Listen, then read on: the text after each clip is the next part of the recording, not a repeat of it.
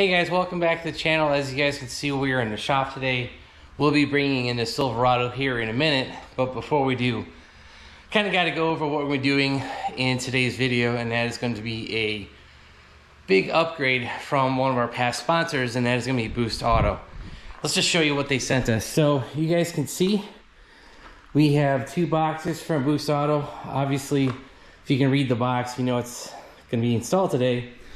And that is a set of powered running boards. But I actually wanted a set of steps for the GMT 800, but obviously that just never came into play because, you know, I always thought they're really expensive. And yes, they are. This kit from Boost Auto is no different. You know, and looking at past setups between AMP, the other brands and whatnot, Boost Auto actually came on board as a channel sponsor a little while ago, and you know, I didn't even know they actually made these. And then Josh happened to send me an email saying, hey, were you interested in a set of running boards? I was like, yeah, sure, what do you have? I had no idea that they actually sold these. Checked out their website, I was like, oh dude, those are really cool. So not only are they powered, they actually have lights in them as well. So they actually sell these in two different flavors. One is just the normal step. You know, it's automated, you open the door, it opens and it slides down. The other is this lit version. As you guys can see, this is the Lumastep M2. Yeah, so I checked out the options and we actually selected quite a few options to go with, you know, with our order with Josh. And yeah, Josh was super helpful with this. We basically, you know, he confirmed what my options I wanted. I sent the options back to him. And he said, yeah, these will probably be in production. Well, it'll be a while. Guys, that was like on Monday. He shipped these Tuesday, and I think I got these like Thursday. So we will be removing the stock steps. They are on the ZR2. They came in 2 or 3 different flavors.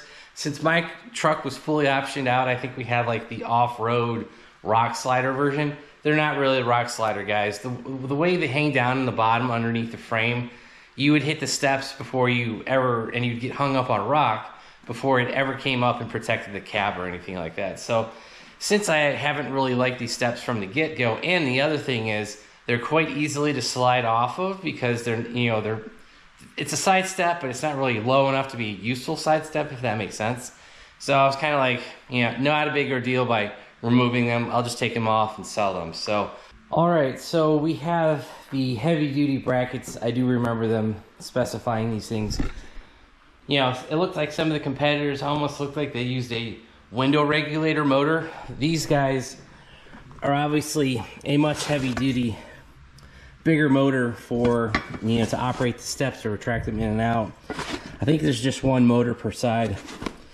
Yeah, that makes sense. So driver front, passenger front, rear, so those will be the same. So yeah, one advantage of these is it has a much more robust motor in it. And that's kind of advertised in their online site. And yeah, but everything else is just going to be hardware, bolts. Looks like more hardware, even more hardware. This looks like this might be a controller. Looks like it is a controller. I'm sure we'll have to mount this somewhere under the hood. So, but yeah, that is going to be box number 1. And then over here in the other box, we're going to have the rest of the harnesses. So there's probably one harness for each side. Here are the plug-and-play controllers. I did ask Josh for these. Now guys, what I mean by plug-and-play, you will disconnect the harness on the passenger and driver side headlight. You will put this harness in between. And so yeah, this prevents you from having to take your stock harness, cut it, add some T-taps and all that stuff. As you guys can see, there's like, it's basically a jumper cable, and then this harness off to the right, that is going to be for the rock lights. It's more like a rock light mode. So if you guys have a switch for rock lights, or if you want to have the rock light mode, I think what that allows you to do, I think it allows you to flip a switch inside the interior, and that allows you to turn the lights on, you know, when you're driving down the road in a brighter tone, if that makes sense. So it's brighter. And then as we showed you earlier in the other wire harness, I'm pretty sure that that's going to go directly to the battery. And that will allow you to, you know, get power for those motors. As we showed you a little bit earlier, you know, I did point out these white strips, and that is for the various light modes. Now, there are a ton of different options that you can do with this. You can, like I said, order these without that strip, or you can do like we did, and I did order it with that. You can have a sequential turn signal. You can just have an amber turn signal. You can have puddle lights. You can have that rock light mode that I described a little bit ago. And then also at night, I think these will run in a dimmer mode, if that makes sense. It's not like the full brightness. So, all right guys, to continue the running board install, you guys can see that I have the 2 running boards. We dropped the passenger side rocker with relatively no issue. You guys can see that there are 8 bolt holes here. They are 13 millimeter. You pretty much just go up under the truck with your 13 millimeter ratchet and take those off. All right guys, for the back, we're gonna have to pull off these body plugs. So there's 1, 2, 3. Now, if you don't have running boards on your truck, you may have more to pull, but my truck already had them, so you guys can already see the ones that we're gonna use. We basically just need to take off these 3 plugs here, and we will bolt this rear bracket in. Now, Boost Auto does say to put it in loose and not install it tight all the way. All right, guys, you can see we have the Boost Auto rear mount installed, and this thing just kind of sits here until you pull it out. And no, that is not hitting the frame. It's close, but obviously it's not. And yeah, so those 4 plugs that we took out, you know, you see we put hardware here, we put a bolt there, put a bolt up here. I'm not sure if you guys can see that, but there's a bolt up by the end of my finger. Then on the other side of the bracket, there's the 4th bolt. So yeah, the rear is actually really easy to install. The front, on the other hand, is a little bit more difficult, but not that bad. So we've got a couple plugs on this side. We need to pull 1, 2. Actually, that's gonna be it. So I just gotta pull these 2 plugs. And you guys can see where my finger is. There is a hole there. Like I said, if you did not have running boards previously, you have to pull a 3rd plug there. But so just 2 on the front. Then we gotta just kind of finagle everything, make sure everything gets lined up, and get this front bracket installed as well. So let's get these plugs pulled and we'll get the front installed. So here is the front bracket. You guys can see it says driver's front. This is the front bracket and the mounting hardware that we're gonna need for it. You will see, yes, there is a plastic tab here. There is a bolt with a bracket, and there's 2 more bolts. So when you install all of these bolts, I guess we didn't show that earlier, but you're gonna go bracket and then a regular washer, locking washer, and then the top of the bolt. So that's how we're gonna install all the hardware. And then this hardware with a bracket, which basically is just a nut welded to this little bracket. We're gonna feed this in through the frame because this is gonna feed into, I believe, either the back or the front. It's one of these top two outer bolt holes, and then the hardware on the back there's going to be the locking washer, regular washer, and then the nut. So you will see that I fed that piece of plastic through this bolt, and that is because this little plastic piece is going to hold it against the frame, and that way when you're trying to install this bracket, you're not going to drop this bracket into the frame, because there's absolutely no way to get this out if you dropped it. So the front of the truck is facing that way. This stud is going to go here in the back, and you guys can see this is the most left plug that we pulled. So this will be the far left point of the mounting. Put one bolt here, that'll be your second mounting point. Then your third bolt will go down here on the bottom. So you can see the stud closest to us, that is the back bolt. We got that installed. Put this up a little further, you can see the bolt up front, we got that tightened down, and then on the bottom here, we got this tightened down. Now I had to tighten this down with a wrench because I could not get a socket and a ratchet in there, so I had to tighten that with a wrench. All right guys, I know this looks like a huge mess, but I had to lay this out just to try to figure out where everything went. And that is because there are seriously 5 or 6 harnesses that are, you don't have any printed instructions, so you have to rely on videos. And I think there's a PDF file they may send you. So, I kind of needed to click everything together just to make sure it made sense to me. And it does. It's pretty simple, but like I said, there was 6 bags of harnesses, adapters, jumper little harnesses, and there's just a bunch of stuff that I kind of had to make sense. So I laid out the main harness. So you guys can see this is going to be the harness that's a little bit straighter. That you can see will plug into the motors, and those motors are up front. This is going to be the driver's side. At least yeah. Driver's side, you got this little adapter plug, and this little adapter plug actually plugs into one side of the secondary harness that you have to run. You run into another jumper harness, and this is going to plug into the headlight. So unplug your headlight harness, plug this in, and I think that will be the signal for the turn signal. And then over here on the passenger side, You guys can see right here, again, jumper harness, those both run through here, and then this will connect over to the passenger side motor. So you guys can see that there. So yeah, for each side, you're gonna have to run 2 harnesses kind of down through the bowels of the truck. And I'll be honest, I don't think I wanna run them 4 different times. I think I just wanna run time together, you know, loop them together a little bit and just feed them through the fender liner and all that stuff. To the engine bay, you guys can see some terminal leads. You know, you got your positives, going positive terminal, negative terminal, same thing with that. And then here's the ECM. This is the little controller for the whole setup. Now, I did send an email over to Josh at Boosted Auto, you know, kind of wanted to just get you guys some background information. I asked him, hey, what if you bought a set of steps and it has an option that you want to add or you want to change? For example, you don't like the amber turn lights and you just want it to glow white all the time or whatever. He said if you reach out to Boosted Auto's customer service, they can take care of you, and I think they can do some kind of ECM swap. They'll program one and send it to you or whatever, but just be sure to reach out to Boosted Auto, their customer service, and they should be able to take care of you. I don't know if there's a fee with that. I imagine there probably is, but... And then the one thing you're gonna have to do is run a wire inside, and that is going to be right here.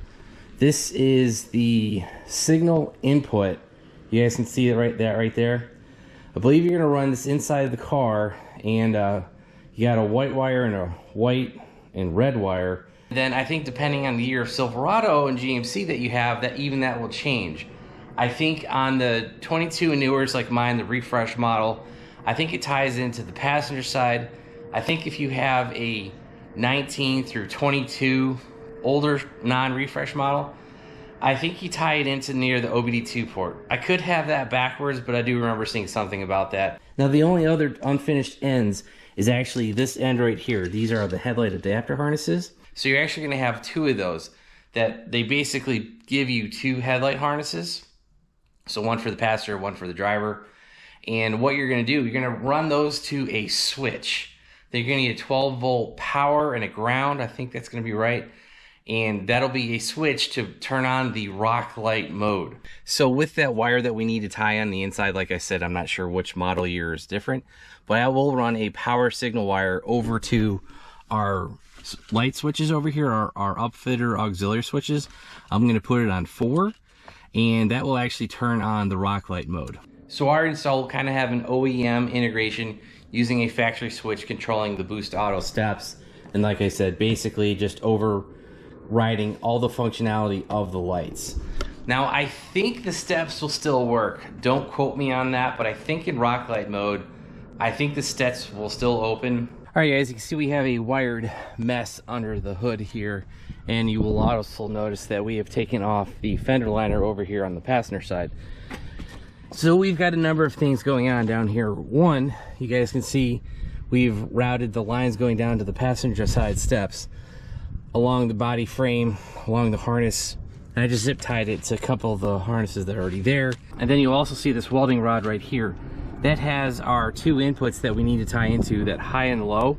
I actually have that ran into the distribution harness here. There's a little access port that we've run a bunch of stuff in the past. I just used the same port. Ran 2 more wires, and actually I ran a 3rd wire. You guys can see this black wire. This black wire will be our control signal for the rock light mode. Now obviously we're gonna have to take this wire inside the cabin and hook that up to the auxiliary switch, but we'll show that later. But I am running all 3 at the same time. All right guys, you see the welding rod with the tape on there. I did manage to get that pulled through without any major issue. Just had to get a big pair of nose pliers, reach in there and pull. All right guys, you'll notice I kind of have half my interior torn apart. This wasn't on purpose, but they want you to take this bracket off right here, what I'm pointing the flashlight at, and it's holding some kind of module. I'm not sure what exact module that is, but I dropped the nut behind the carpet. Well, you can't pull the carpet out without pulling the kick panel out. You can't pull the kick panel out without taking the seat apart, and you can't take the whole kick panel out without taking this upper dashboard apart. So yeah, we've been pulling a lot of stuff apart for one little nut. So yeah, I was about to remove that module and its container, and then I've just kind of reached up with the kick panel out of the way, and I was able to get my hand around this gray harness. And this is the one that we want to take apart. And what we're gonna have to do, pull back some wiring. We're gonna have it facing up like this. And you guys can see with my handwritten notes here, we have the 13.4 inch display. So we have the gray connector. We're looking for a pin on 9 and 10 on the third row. I've already looked at that connector and there are pins in 9 and 10, so this third row. And we want to take the high, put it to pin 9. We want to take the low and put that to pin 10. They are labeled, so high and low. The blue and white is pin 9. We're going to put the high signal to that. The other blue, the blue and yellow, that's pin 10. So right where my thumbnail is, that's what we're trying to, that's what I'm trying to say. Blue and white, pin 9 is going to be high. The next pin over, blue and yellow, pin 10. If you guys have a different year or a different radio, just refer to the video that where I got all this information from. It comes with your install kit, and they'll have your very specific instructions on there. So, all right, guys, you can see we have our two little jumper harnesses that was provided by Boost Auto. Again, pin 9 went to the high, and pin 10 went to the low signal. That's all been ran and installed. I'm going to tape this up, put the radio connector back in, put this all back together. We'll be pretty much done. All right, guys, we have finished up everything over on the passenger side. You can see we put all the interior pieces back in, and I hid the wiring harness back behind the carpet.